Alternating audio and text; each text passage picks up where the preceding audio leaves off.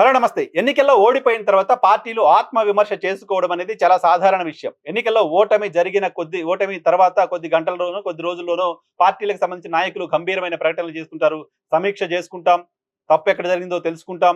దాన్ని సవరించుకొని ముందుకెళ్తాం. ఇటువంటి ఒక పడికట్టు పదాలతో కూడిన ప్రకటనలు చాలా మంది రాజకీయ పార్టీలకు సంబంధించిన నాయకులు చేస్తుంటారు. బీఆర్ఎస్ పార్టీ కూడా ఓటమి తర్వాత ఇదే ప్రకటన చేసింది. ఆ ప్రకటన చేయడం మాత్రమే కాదు, నియోజకవర్గాల వారీగా నాయకుల్ని భవన్‌కి పిలిపించుకొని పార్టీ వర్కింగ్ ప్రెసిడెంట్ వాళ్ళతో సుదీర్ఘంగా సమావేశమయ్యారు. వాళ్ళకి సంబంధించిన సమస్యలేంటో తెలుసుకున్నారు. ఓటమికి కారణాలేంటో తెలుసుకున్నారు. కానీ ఓటమికి కారణాలేంటో తెలుసుకున్నప్పటికీ, ఆ ఓటమికి కారణాలను విశ్లేషించినప్పటికీ వాటిని సరిదిద్దుకునే ప్రయత్నం చేయడం పైన పెద్దగా దృష్టి పెట్టినట్టు కనపడలేదు. ప్రభుత్వానికి సంబంధించిన ఫెయిల్యూర్స్ పైన కొట్లాడే కార్యక్రమంలోనే బీఆర్ఎస్ పార్టీ 2 ఏళ్లుగా సమయాన్ని వెచ్చిస్తూ వస్తోంది. సో పార్టీ నిర్మాణం పైన బీఆర్ఎస్ పార్టీ దృష్టి పెట్టట్లేదు లాంటి విమర్శ బీఆర్ఎస్ అధికారంలో ఉన్న సమయంలో కూడా ఉంది.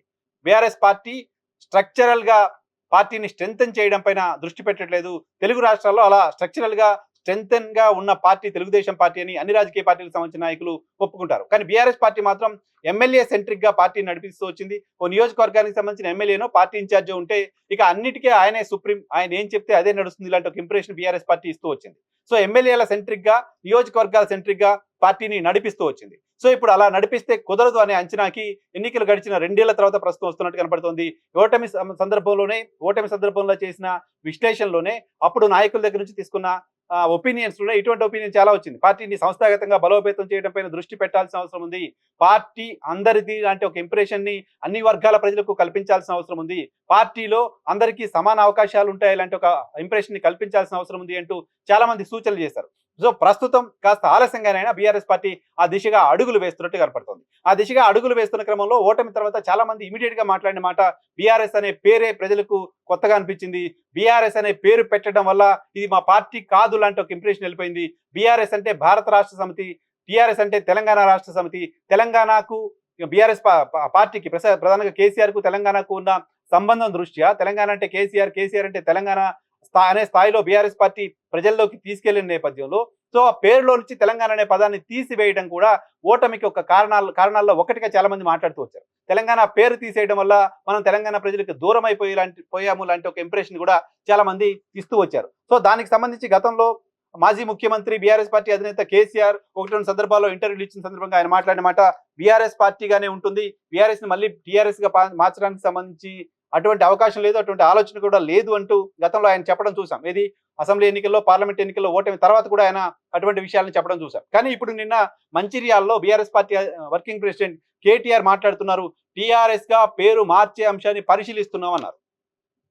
సో బీఆర్ఎస్ అనే ఆ పేరుని, ఆ పదాన్ని, భారత రాష్ట్ర సమితి అనే పదాన్ని ప్రజలు ప్రధానంగా తమ పార్టీకి సంబంధించిన కార్యకర్తలు పెద్దగా తీసుకోలేకపోతున్నారు, ఓన్ చేసుకోలేకపోతున్నారు అనేది పార్టీకి సంబంధించిన అంచనాగా కనపడుతోంది. ఈ నేపథ్యంలోనే తెలంగాణ అనే పేరుని మళ్ళీ తీసుకొచ్చే ప్రయత్నం ఆ పార్టీ చేయబోతున్నట్లుగా అర్థమవుతోంది. సో ఆయన టీఆర్ఎస్ అనే పార్టీ ఉంటే బాగుంటుంది, ఆ పేరుతో ఉంటే బాగుంటుంది అంటున్నారు. సేమ్ మళ్ళీ అదే సమయంలో బాసే సుప్రీం, ఆయన నిర్ణయమే ఫైనల్ అంటున్నారు. సో కేసీఆర్ నిర్ణయం మేరకు బీఆర్ఎస్ పార్టీ టీఆర్ఎస్ పార్టీగా మారుతుందా లేదా అనేది చూడాల్సి ఉంది. అయితే కేటీఆర్ సడన్ గా ఇప్పుడు ఈ నిర్ణయం తీసుకోవడం వెనక ఇటీవల కవిత పార్టీ పెడతానని ప్రకటించారు. కల్వకుంట్ల కవిత పార్టీ పెడతానని ప్రకటించారు.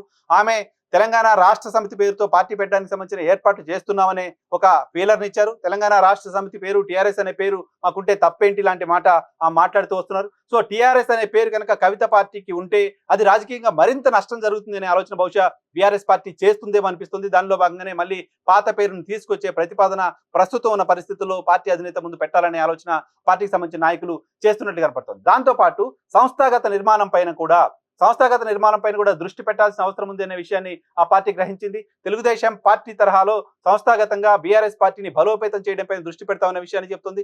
గతంలో చాలా తప్పులు చేశాం, ఆ తప్పుల్ని సరిదిద్దుకుంటాం. గతంలో సర్పంచ్ స్థాయిలో, ఎంపీటీసీ స్థాయిలో, మండలాల స్థాయిలో, స్థానిక సంస్థల స్థాయిలో ఉన్న నాయకుల్ని సరిగా కలుపుకొని పోలేకపోయాం, ఆ కారణంగానే ఓటమి పాలయ్యాం. ఈసారి అటువంటి పరిస్థితి లేకుండా చూస్తామంటూ BRS party working president KTR చెప్తున్నారు. సో కాస్త ఆలస్యంగానైనా వాళ్ళకి తత్వం బోధపడిందా అనిపిస్తుంది.